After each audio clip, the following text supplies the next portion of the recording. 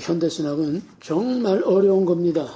왜? 이건 전부 철학이기 때문에 말 자체가 어렵고 개념 파악 자체가 어렵고 말은 우리하고 같은 말들인데 내용이 거기에 담겨져 있는 내용과 개념이 전혀 다르기 때문에 이건 정말 철학적인 훈련이 없이는 이해하기가 참 어렵습니다.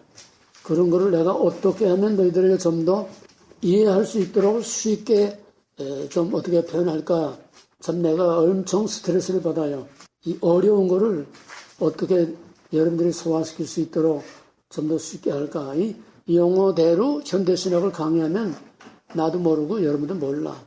그만큼 철학적인 그런 방법이기 때문에 여러분들이 정신을 단단히 차려서 많이 듣고 생각하지 않고는 안 되고 또 반면에 이번 기회를 통해서 현대신학이 어떤 건지 여러분들이 그래도 신학교를 나왔다면은 현대신학을 알아야지 여러분의 얼굴이 서고 학교 얼굴이 서지 신학교 나왔다면서 현대신학자 이름 하나도 모르고 넘어간다면은 여러분 자신의 프라이버시 문제니까 그래도 이름 정도 대충 경치 정도라도 여러분이 알므로써 여러분이 좀 더 성숙한 모습을 갖추기를 바랍니다.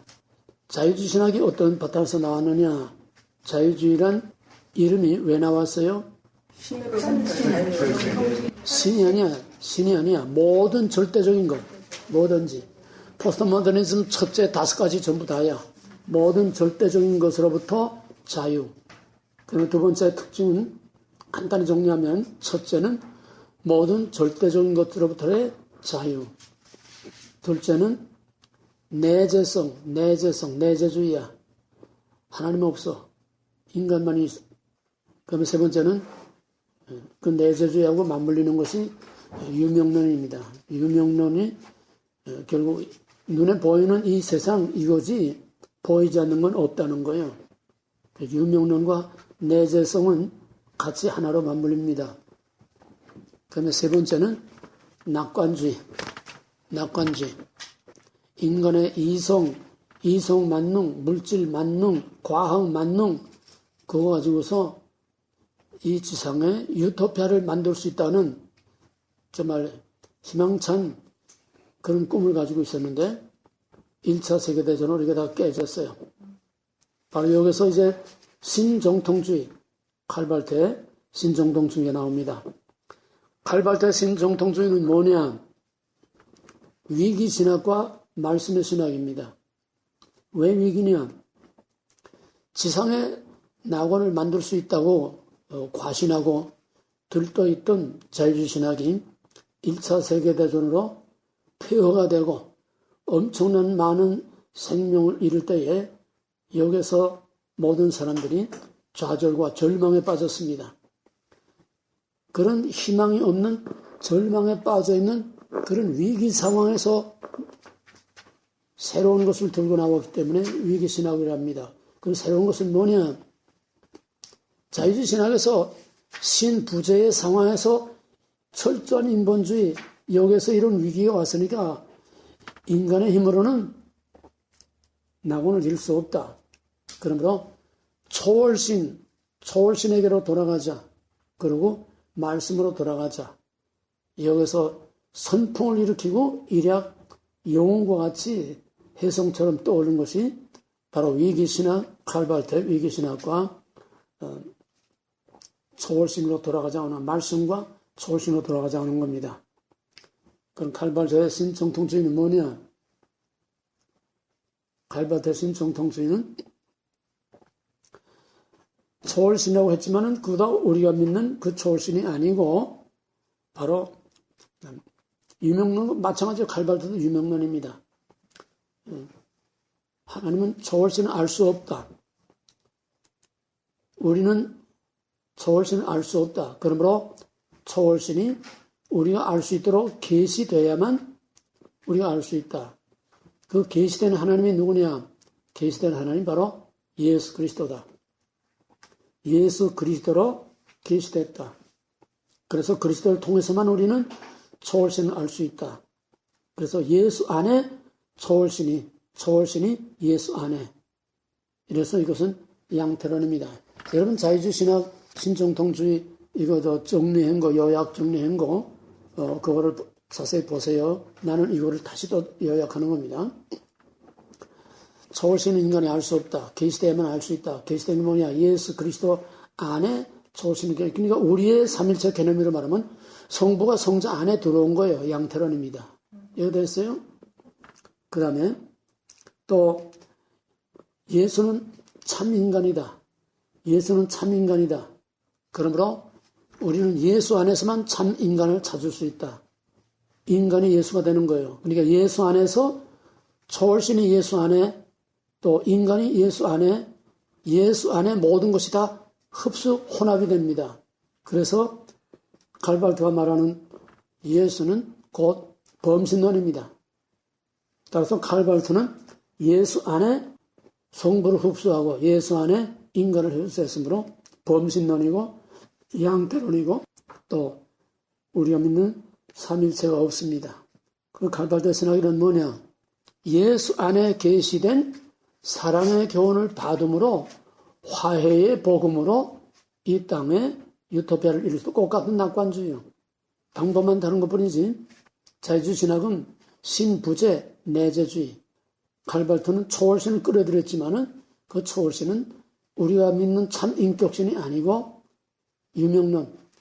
예수 안에 계시된 사랑이다. 사랑. 초월신은 예수 안에 계시된 사랑이 초월신이라는 거예요. 그래서 예수 안에 계시된 그 사랑의 교훈을 믿음으로 용서하고 화해함으로 지상의 낙원이 이루어질 수 있다. 그 내용 구체적으로는 이제 선택교리, 선택과 유기, 그걸 또 참작하시기 바랍니다. 결국은 하나님 이꼬르 예수 이꼬르 인간. 여기서 양태론 범신론이 되는 겁니다. 그 다음에는 이제 지난번에 볼트만 신학을 했어요. 볼트만은 실존 철학입니다. 실존은 뭐냐? 정통주의, 신정통주의, 정통주의, 자유주의 신학, 신정통주의 요약. 볼트만 실존 철학입니다. 실존 철학이란 뭐냐? 우리 인간 안에 있는 본래적인 인간 그거를 다시 찾아내고 살려내야 된다. 이게 실존 철학이에요. 근데 이게 안 돼. 왜? 불안, 공포, 고뇌, 죽음 이런 것들이 우리를 에워싸고 있기 때문에 그런 불안, 죽음, 공포 이런 것으로부터 이 불안과 공포에서 다 제껴내고 그 속에 있는 본래적인 참 인간 존재를 찾아내야 된다. 뭐 어떻게 돼야 되느냐? 그래서 여기서 이제 역사적 예수 얘기가 나오고 또 캐리그마라는 게 나옵니다. 볼트만의 신학을 간단하게 요약하면은 그러면 우리가 어떻게 그 실존을 찾고 실존을 회복할 수 있느냐? 이거는 예수 그리스도의 선포된 말씀, 캐리그마. 볼트만 캐리그마. 이건 이제 붙어 다녀야 돼요. 선포된 말씀, 캐리그마를 우리가 받아들여서 거기에서 예수와 만나고 거기에서 참된 실존을 회복해야 된다. 그래서 여기서 나오는 문제가 뭐냐 하면은 양식 비평이라는 게 나오는데 양식 비평이란 뭐냐? 역사적 예수, 객관화된 예수, 역사적 사실, 쉽게 말하면 복음서에 기록된 그 예수는 진짜 예수가 아니다. 그거는 사도들이 추가하고 덧붙이고 화장시키고 꾸며서 신격화한 기록된 예수는 그 진정한 예수가 아니다. 우리는 그 예수와 선포한 그 진짜 말씀을 우리가 찾아야 된다. 예수님 자신이 선포한 그 말씀을 찾아야지 제자들이 기록한 그건 아니라는 거예요. 구별됩니까? 그러면 예수님 자신이 선포한 말씀을 어떻게 찾아내느냐? 그러니까 복음서에서 진짜 예수를 찾을 수 없도록 덧입혀진 위장하고 제자들이 덧입혀진 이런 탈들을 껍데기들 다 벗겨버려야 진짜 예수가 나온다는 거예요. 이해가 되었어요?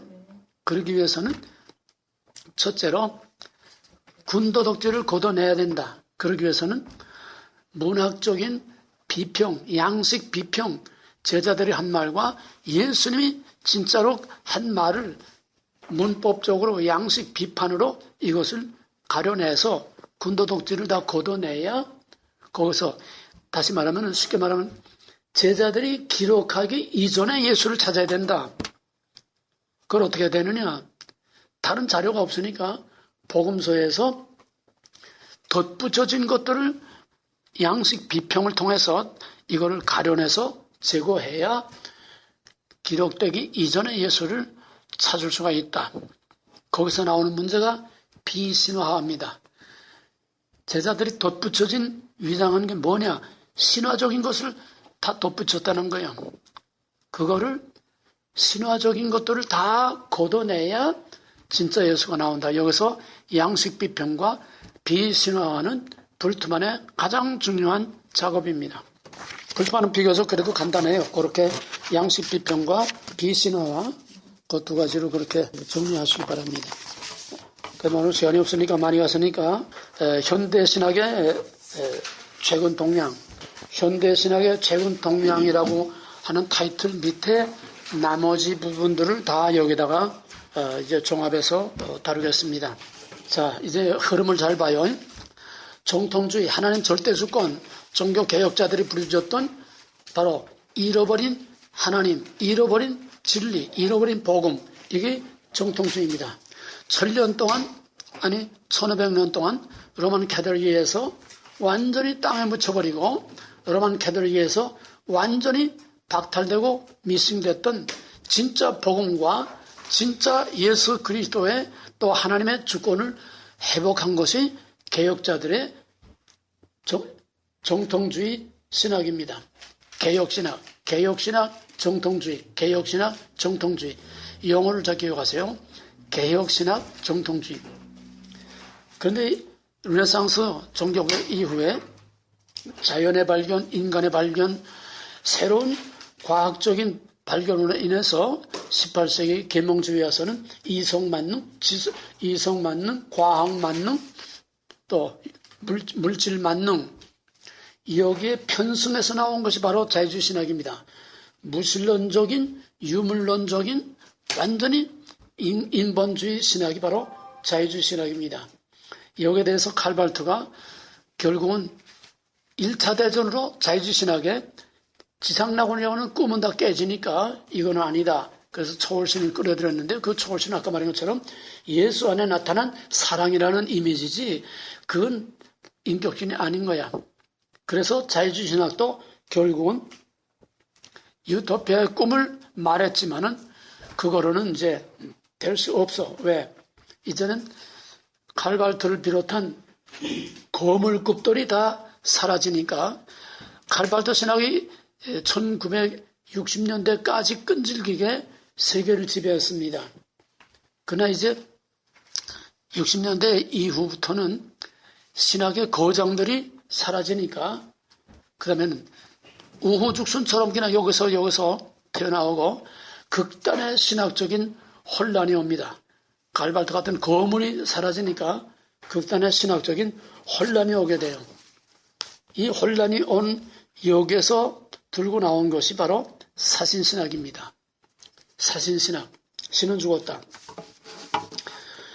이게 어디서 나오냐면 사신신학 알타이저가 외친 사신신학의 뿌리와 근거는 니체입니다.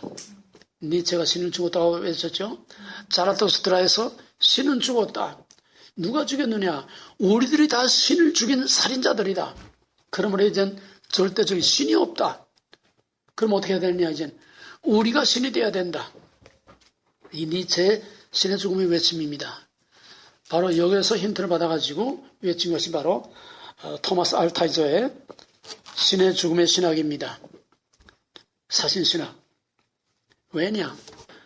우리가 시편의 고난서에서 보듯이 신이 있다면 어떻게 세상이 이렇게 될 수 있겠는가? 즉 나치에 의한 유태인 600만 명 학살, 원자탄에 의한 수십만 명이 순식간에 사라지는 이런 엄청난 일이 신이 있으면 어떻게 이런 일이 일어날 수 있겠는가? 그러므로 인간의 자유와 현실적인 이 악의 문제에 대해서 신은 아무런 해결책도 주지 못했다. 그러므로 신은 죽었다. 이제 신의 죽음이 뭔지 이해가 돼요? 인간의 비참한 현실과 인간의 자유와 여기에 대해서 신이 한 일이 뭐냐? 그래 신이 없는 거야. 신이 있다면 이럴 수가 없어. 그래서 신의 죽음을 외친 겁니다. 이 신의 죽음을 외친 또 하나의 뿌리는 보네포입니다. 보네포는 뭐 따로 할 수 없어요.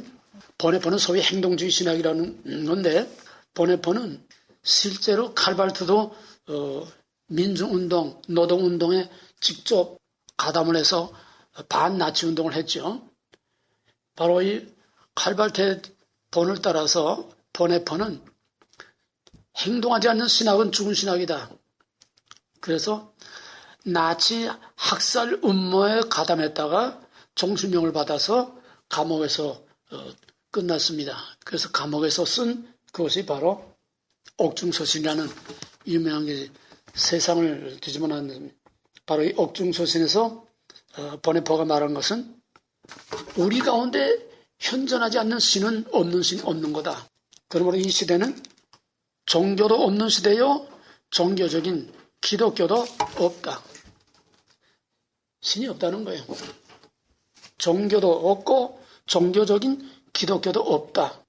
결국은 이런 무신론 신학자들에 의해서 20세기 후반은 이런 무신론 신학자들에 의해서 점점 더 극단주의로 나가게 됩니다. 아주 과격하게 돼요. 여기 러빈슨의 신에게 솔직히, 그 다음에 하비 콕스의 세속도시, 이런 건 이름만 그냥 기억해 놓으세요. 자세히 설명할 수 없으니까. 하비 콕스는 이제 세속도시 뒤에 나옵니다. 그래서 이미 여기서 이제 나온 게 뭐냐면 다 맥은 같아요. 맥은 다 같아. 다 내재주의입니다. 내재주의. 우리와 이 세상과 별도로 따로 있는 신은 없다. 무슨 말인지 되겠어요? 신은 우리 가운데 있는 거고 우리에 의해서 신이 누군지 나타나는 거지 객관적인 신이 따로 없다는 거예요. 그게 무슨 론? 그게 무슨 론? 유명론. 전부 무신론을 주장하는 사람들의 이 신과는 다 유명론입니다. 사실상 신이 없는 거예요. 신의 이름만 팔아가지고 우리가 생각하는 신하고 신 개념이 달라.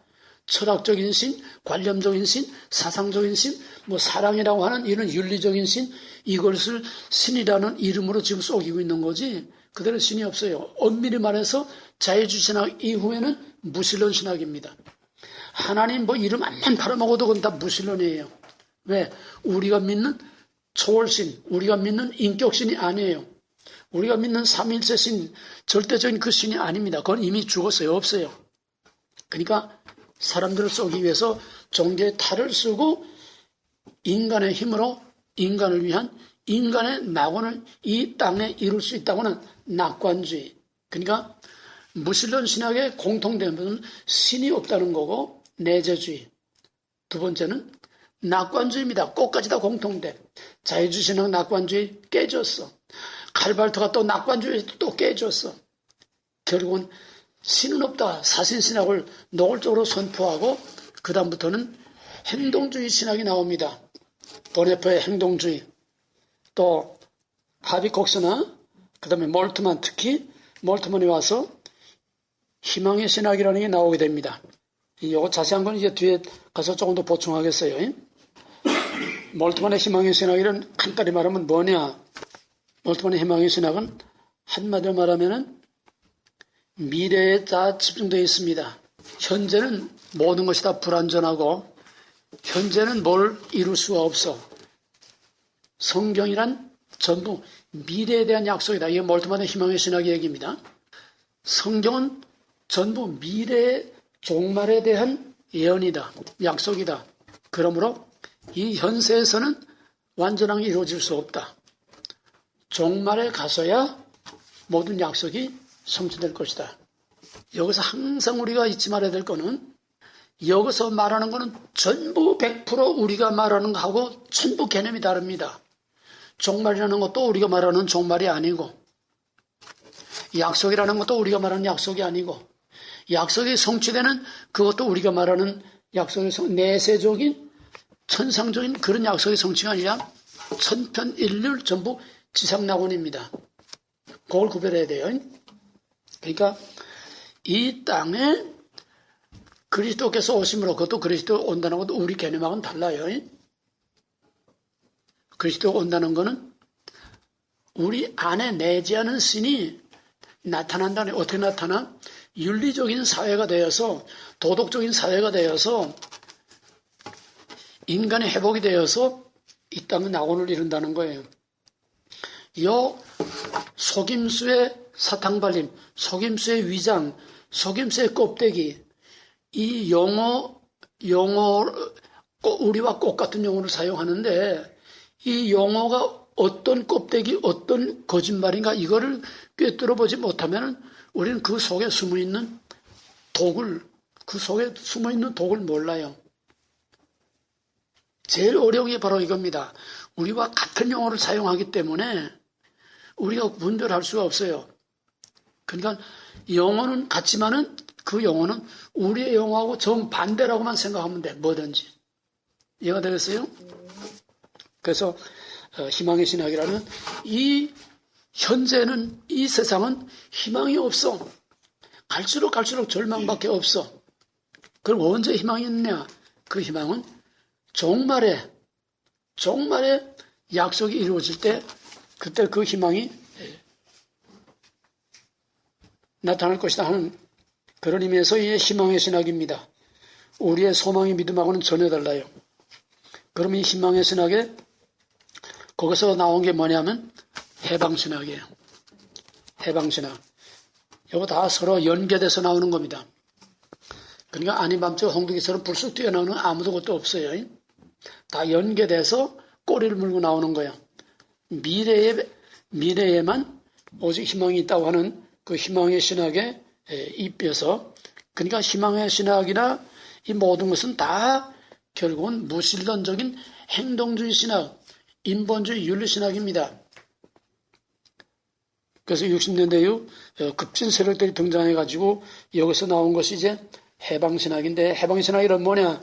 간단히 말하면 억압과 눌린 사람들을 해방시켜야 된다는 거예요. 억압과 가난으로부터, 억압과 인간의 비참으로부터 해방시켜야 된다. 이 해방이라는 말을 누가 제일 많이 씁니까? 종북세력. 북한. 남한을 해방시켜야 된다고 하잖아. 응? 또 지금 종북 세력들, 신부, 목사, 또 이 정치꾼들, 종북 세력들의 사상은 해방 사상이에요. 이해가 되었어요? 남한은 미제국주의에 종속돼서 미제국주의에 약탈을 당하고 미제국주의의 식민지 노예로, 북한에서 맨날 선전하는 거 아니에요? 식민지 노예로. 우리가 하루빨리 그들을 해방시켜야 되는데 해방신학입니다. 이해가 되겠어요? 그럼 여기서 뭐하고 맞나? 이 해방이라는 게 우리의 현실에서는 뭐하고 맞나? 해방신학에서 말하는 압제와 가난과 비참으로부터 인간을 해방시켜야 된다고는 이게 해방신학인데, 우리나라에서는 누가 우리를 해방시킨다고 그래? 그러면은 해방이라는 말 안에서 뭐와 뭐가 맞나? 공통된 게 뭐야? 누구하고 공통돼? 그렇게 말해도 힌트는 저도 몰라. 공산주의하고 해방신하고 맞아떨어지지 않아. 그래서 공산주의도 혁명, 해방신학도 혁명이야. 투쟁을 통해서 눌린 자, 사로잡힌 자, 압제당하는 자를 해방시켜야 된다는 거예요. 바로 이 해방신학에서 그대로 한국적인 해방신학으로 만든 것이 바로 민중신학이에요. 민중신학. 70년대 한창, 70년대, 80년대 한창 우리나라를 휩쓸고 데모하고 도시산업선교 들어서 전부 사업체를 다 그냥 다 도산시키고 난리친, 밖에서는 학생 데모, 안에서는 도시산업선교. 이거 누가 했냐면 한신대학의 여기서부터 나오기 시작한 거예요. 이해가 됐어요? 투쟁을 통해서 해방시켜야 된다네요. 왜? 이건 전부 다 가진 자, 미제국주의와 가진 자들의 종속된 거예요. 그러니까 해방신학의 가장 중요한 이슈를 간단히 말하면 종속 개념입니다. 종속 개념. 해방신학이 어디서 나왔나 하면 남미에서 나왔어요. 남미 캐톨릭 신학자들이 들고 나왔어요. 남미는 뭐냐면 남미는 식민지 시대부터 스페인, 포르투갈이 주로 남미에 들어갔죠. 식민지 시대부터 그 남미 사람들을 엄청나게 착취하고 약탈하고 압제하고 말 못하게 아주 짐승 다루듯이 했어요. 그 결과 껍데기로는 캐톨릭화했지만은 남미는 끊임없는 반란, 내란, 군정 계속 압제를 당했습니다. 그런 가운데서 자본주의, 미국의 자본주의가 들어가가지고서 결국은 너희들 암만 이래봐야 전부 가진 놈들이 다 뺏어가고 너희들은 평생 이래봐야 집 한 칸 나를 못해. 이게 뭐냐? 종속이라네요. 종속. 미국에 종속됐다는 거예요. 이해가 되겠어요? 그걸 좀 노골적으로 쉽게 말하면 노예라는 거죠. 노예. 암만 이래봐야 노예. 노예는 절대로 자유를 얻을 수 없고 노예는 절대로 돈을 벌 수 없고 노예는 죽도록 이래봐야 집 한 칸 마련할 수 없어. 종속이론. 우리나라에서 이 종북 빨개들이 하는 소리가 뭐냐 하면은 99%의 국민이 1%의 가진 자들 때문에 못 산다는 거예요. 종속이론입니다. 99%가 가진 자, 기업인들, 기득권자들, 그 기업인들의 1% 대기업이지 말하자면 그 1%의 대기업 그들에게 종속되어 있기 때문에 99%는 죽도록 일해봐야 평생 일해봐야 돈을 못 벌어. 전부 다 그놈들이 다 빨아간 꼭 같은 해방신학, 민중신학의 이 뿌리가 우리나라는 북한의 공산주의 종부사상과 맞물려가지고 세계에서 유례가 없는 강력한 지금 해방신학, 민중신학, 공산주의의 혁명의 전쟁터가 되고 있어요. 이 종북 세력들은 혁명입니다. 왜 신부 목사들이 길바닥에 들고 나와서 시청 앞에 들고 나와서 십자가 들고 나와서 왜 이렇게 자유와 해방을 외치고 이래요? 왜 독재 박근혜가 언제 독재했고 이명박이 언제 무슨 독재를 했어? 독재는 저희들이 다 독재를 했지. 국회를 다 꼬머잡고 독재는 저희가 하면서 왜 독재 타도 정권 타도 왜 해방 자유를 외치나 이 말이에요. 우리나라는 해방신학, 민중신학, 한국적인 해방신학이 민중신학입니다. 한국 해방신학을 한국화한 것이 민중신학이에요. 해방신학, 민중신학, 북한의 공산주의 이것이 하나로 맞물려 가지고서 오늘날 한국 사회를 이렇게 어렵게 만들고 있는 겁니다. 그 해방신학은 뭐냐? 투쟁이에요. 투쟁을 해서 때려부수고 타도하고 그렇게 해서 우리의 권리를 찾아야 된다. 이게 바로 해방신학. 그 다음에는 거기 흑인신학, 여성신학 이런 게 있는데 이거 다 해방신학 차원입니다. 왜냐하면 이 해방신학이라는 큰 틀 안에 흑인신학이라는 또 있어요. 이건 뭐냐? 똑같은 개념입니다. 인종차별, 인간차별. 법으로는 인종차별을 금지하지만은 사실상 실질적으로 흑인들은 억압과 압제하에 있지 흑인들은 절대로 자유를 얻을 수 없고 결국은 흑인들은 해방의 대상이지 자유인이 아니라는 거예요. 이해가 되겠어요? 그 다음에는 여성신학. 여성도 마찬가지예요. 여성은 전통적인 가부장 제도, 남성 위주, 남성의 권위 밑에 여자들이 항상 눌리고 그 밑에서 인간의 기본 권리를 누리지 못하고 있다고는 이 여성신학이라는 건 페미니즘이에요. 페미니즘, 여권운동.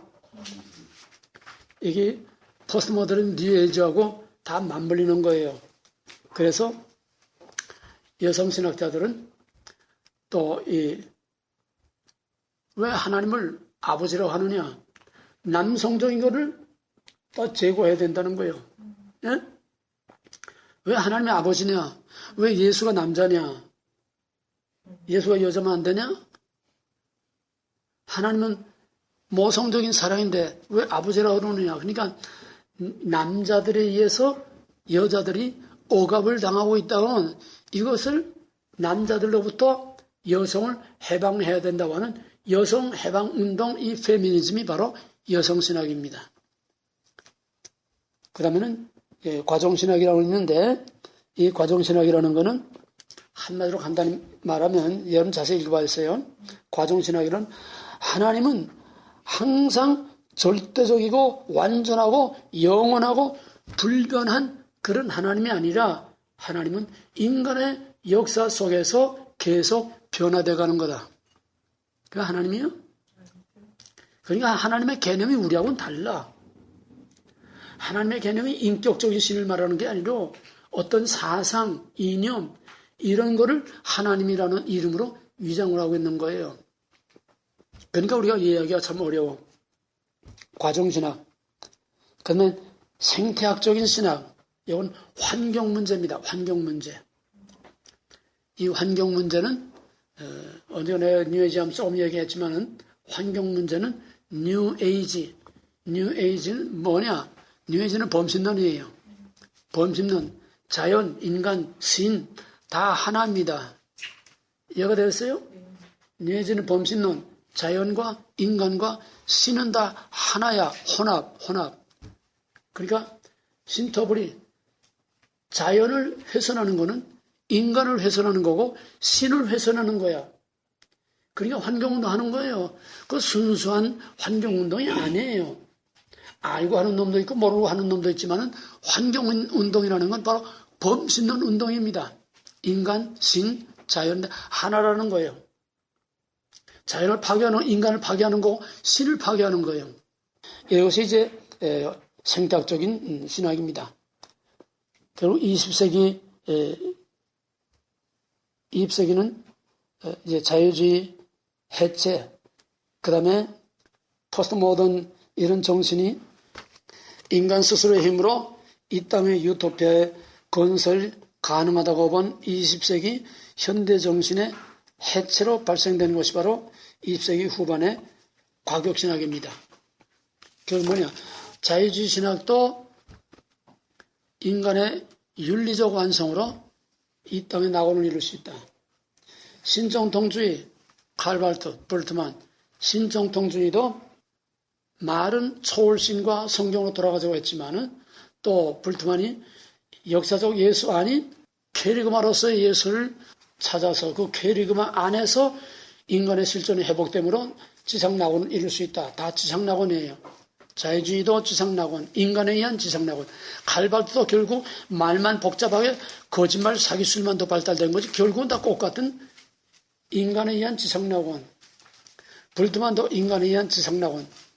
전부 무신론 신학이기 때문에 무신론적인 인본주의 신학이기 때문에 현대신학은 다 인간에 의한 지상낙원입니다.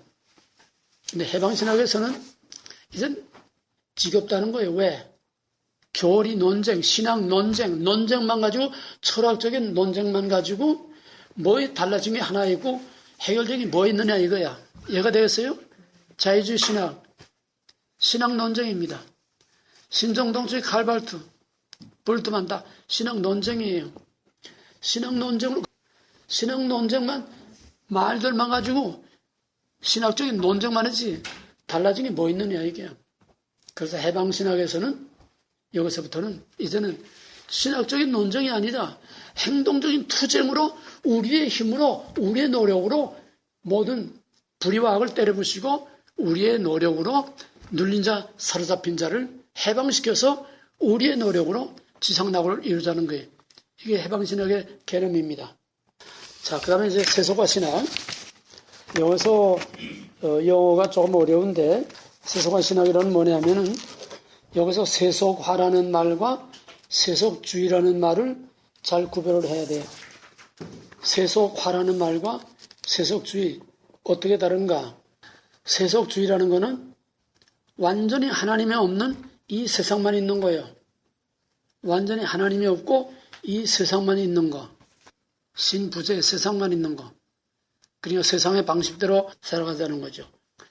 그러면 세속화라는 뭐냐? 세속화는 우리의 생각과 삶이 하나님을 떠나서 이 세상으로 향해 가는 변화야. 이 세상으로 향해 가는 변화. 그러니까 하나님을 떠나서 세상으로 향해 가는 그 변화되는 과정, 그거를 세속화라고 하는 겁니다. 그런 엄밀한 의미에서 세속화는 언제부터 됐느냐? 세속화는 종교개혁과 르네상스 이후 계몽주의로 산업혁명이 일어나고 과학이 발달하고 자연에 대한 발견과 인간 이성 만능, 물질 만능, 과학 만능 이것으로서 이제는 신으로부터 떠나서 완전히 세상으로 향하는 과정이 바로 이 역사의 과정입니다. 계명주의부터 종교개혁 이후 계몽주의부터 벌써 하나님을 떠나서 세상으로 계속 달려가고 있는 이런 과정이 세속 과정인데 세속신학이라는 건 이제 급진주의입니다.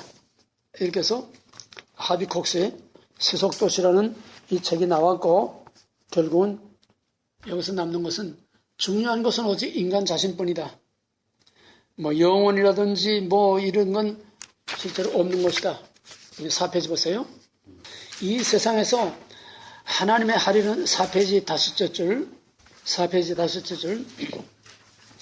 이 세상에서 하나님의 할 일은 정치, 즉 삶을 아름답게 만들고 유지시키는 이것을 하나님의 할 일은 그거다. 그래서 바로 정치적인 하나님, 정치신학이 여기서 나옵니다. 민중신학, 해방신학, 길거리로 뛰어나오는 또 신부 나부랭이들, 목사 나부랭이들 길거리로 뛰어나오고 이게 전부 다 정치신학에서 나오는 거예요. 정치신학. 그들의 하나님은 정치적인 하나님이요. 그들의 예수는 정치적인 예수입니다. 민중을 위해서 눌린 자, 사로잡힌 자, 소외된 자들을 위해서 정치적인 혁명을 일으키고 정치 투쟁을 하다 죽은 정치범이에요. 이들이 보는 예수는 정치적인 예수입니다. 이들이 보는 하나님은 정치적인 하나님. 그리고 우리가 생각하는 그런 신개념이 아니에요. 그래서 하나님이 뭘 하시는가? 하나님은 일상생활의 사건과 사회 변동에서 우리에게 다가온다. 하나님은 일상생활의 사건들과 사회 변화를 통해서 우리에게 다가온다.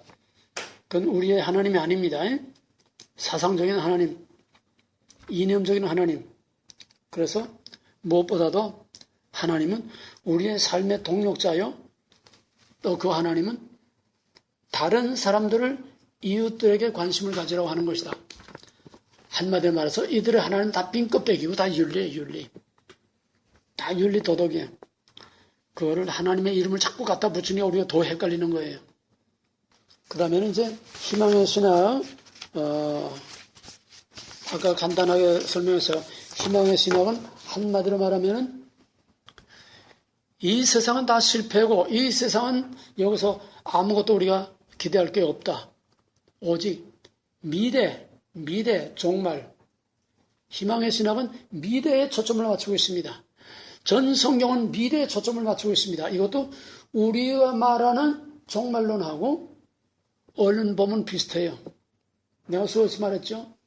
종말의 그날에 모든 성경은 종말의 그날에 포커스가 맞춰져 있다. 여호와의 날, 주의 날, 그 다시 오시는 그날, 샘과 새 땅이 이루어지는 그날, 그날에 모든 불의한 자들을 다 영원한 불못에 던지고 하나님 택하신 백성들을 샘과 새 땅으로 가. 이거는 천상적인 미래적인 이런 구원을 말하는 건데 이들은 그게 아니에요. 지상. 철저한 지상낙원입니다. 결국은 개혁자들이 들고 나왔던 정통주의하고 모든 현대신학은 이로 말하면 하늘이냐 땅이냐. 무신론적인 자유주의 이후의 모든 신학은 다 하나님이 없는 신학, 땅의 인간의 힘으로 인간을 위하여 인간의 낙원을 이룰 수 있다고 하는 한 천편일률로 낙관주의입니다.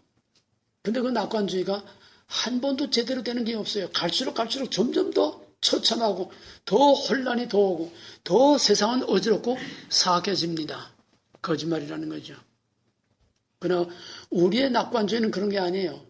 우리는 고난 후의 영광, 종말에 진짜 하나님에 의하여, 하나님을 위하여, 하나님 안에서 이루어지는 천상적인 영원한 구원, 이것만이 해결책인데, 그러니까 극과 극으로 대치되는 거예요. 하늘이냐 땅이냐, 하늘이냐 땅이냐, 하나님에 의해서냐 인간에 의해서냐. 5개 전치사, 개혁신학, 정통주의, 우리가 믿는 근본주의, 이건 오직 5개 전치사, from God to God, by God, for God, in God.